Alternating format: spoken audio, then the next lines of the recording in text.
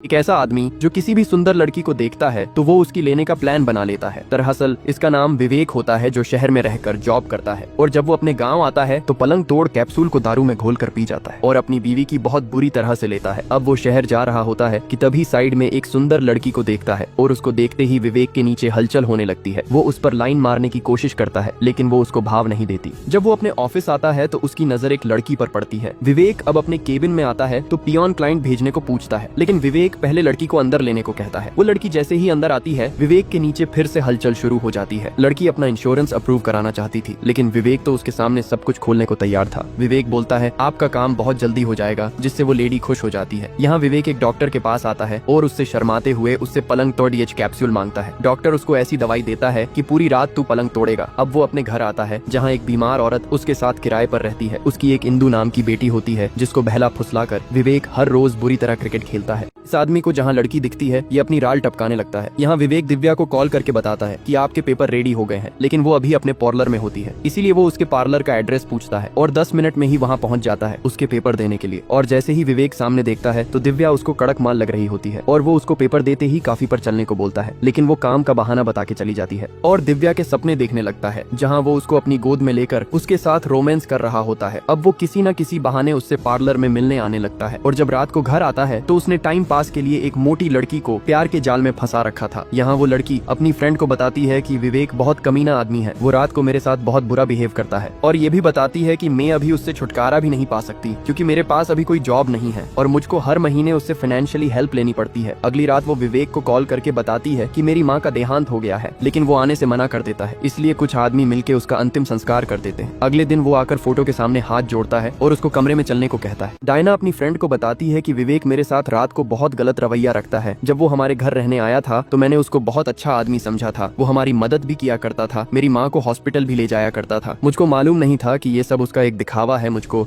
अपने प्यार के झांसे में लेने का, और जिसकी वसूली वो रात में पिच पर बैटिंग करके लिया करेगा। दरअसल विवेक एक इंश्योरेंस कंपनी में काम करता है। जहाँ भी उसको लड़की दिखाई देती वो उसके पास मधुमक्खी की तरह भिन भिनाने लगता है। जिस दिन डायना की माँ मरी थी वो इसके अंतिम संस्कार में नहीं आता, लेकिन रात को डायना के पास आके बेड पर क्रिकेट खेलने को पूछता है, लेकिन डायना उस टाइम उसको अपने से दूर कर देती है। यहाँ विवेक एक लड़की से क्लोज होने की कोशिश करता है जो एक दिन उसके ऑफिस में अपना इंश्योरेंस अप्रूव कराने आई थी, लेकिन डायना की फ्रेंड उसकी वीडियो बना लेती है और अगले दिन डायना को दिखाती है कि ये आदमी हर किसी की लाइफ खराब कर रहा है। उनका दोस्त आके बताता है कि गांव में इसकी एक खूबसूरत बीवी भी है, जहां ये भेड़िया पलंग तोड़ कैप्सूल खाकर उसकी भी पिच पर बैटिंग करता है। इसलिए ये दोनों इसको सबक सिखाने का प्लान बनाती है और अगले दिन उसकी बीवी से मिलने जाती है और विवेक को कॉल करके बोलती है कि मैं आज अपनी बुआ के जा रही हूँ। इसलिए विवेक इंश्योरेंस वाली लड़की को डायना के घर बहाने से ले विवेक दिव्या को झूठ बोल के डायना के घर ले आता है क्योंकि डायना ने उसको बताया था कि आज वो बाहर जा रही है और दिव्या को उससे इंश्योरेंस अप्रूव कराना था, इसलिए वो उसके साथ आ जाती है। विवेक आते ही पलंग तोड़ गोली खा लेता है और दिव्या को बियर पीने के लिए पूछता है। दिव्या समझ जाती है कि ये तो बड़ा सुअर इंसान है। वो आके बोलता है कि आज यहाँ कोई नहीं है, तुम बोलो तो हम यहाँ पलंग तोड़ सकते हैं, और उसके करीब आने की कोशिश करता है, लेकिन दिव्या उसको दूर कर देती है और कहती है कि तूने क्या मुझको 6000 वाली लड़की समझा है। लेकिन तभी उसकी पड़ोसन आके सब देख लेती है और दिव्या यहाँ से चली जाती है। विवेक बोलता है अगर तूने किसी को बताया तो अगली बार तेरे साथ ही कबड्डी खेलूंगा। यहाँ डायना और उसकी फ्रेंड विवेक के घर उसकी बीवी से मिलने आती हैं और उसको बताती है कि तेरा पति शहर में रहकर कबड्डी खेलता है और मुझको भी प्यार के जाल में फंसा रखा है। डायना बताती है कि वो हमारे घर किराएदार बन के आया था और हमारे साथ बहुत अच्छा बिहेव करता था और मैं भी उसके प्यार में पड़ गई। अब वो हर रोज पलंग तोड़ कैप्सूल खाता है, तभी मेरे कमरे में आ जाता है और जानवर बन जाता है। डायना अब उसको विवेक का बेग देती है। घर आके वो देखती है कि ये रात वाले च्यवनप्राश से भरा होता है। अब वो रोने लगती है, तभी डायना का कॉल आता है और वो उसको सबक सिखाने को बोलती है।